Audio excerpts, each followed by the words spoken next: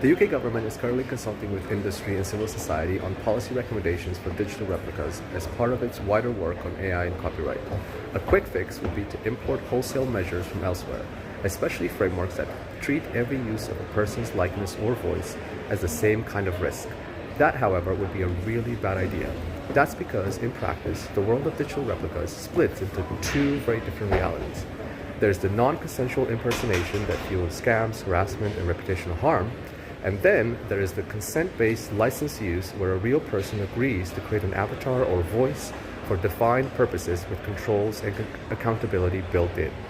Now, I have a meeting to go to, so I'll let my AI clone tell you more. All right, Alex, enjoy your meeting. I'll take it from here. As Alex said, we can already see some digital replica policies being implemented outside the UK. For example, in the US, protections are emerging through a fragmented patchwork of publicity and contract rules. In the EU, policymakers are leaning heavily on transparency duties for synthetic content that may work for large-scale internet platforms but are significantly disruptive to startups, especially those building enterprise AI products. While the intentions are noble, the net effect of these conflicting policies is that it is harder to build a responsible and trustworthy global platform for digital replicas, while the irresponsible players keep moving at speed. So what can the UK do to choose a route that is precise and enforceable?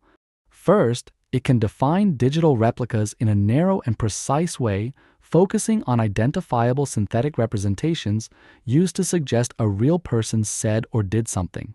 And more importantly, it should adopt policies that prevent the harmful use of digital replicas rather than legislating too broadly.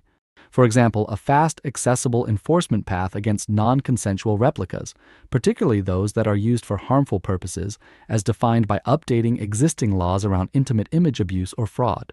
Secondly, for the positive applications of the technology, consent for commercial use should be practical, explicit, and informed, tied to clear scope, duration, and context.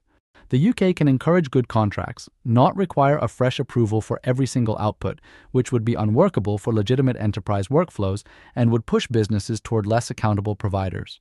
Finally, it should adopt transparency rules that fit how media is actually made and consumed.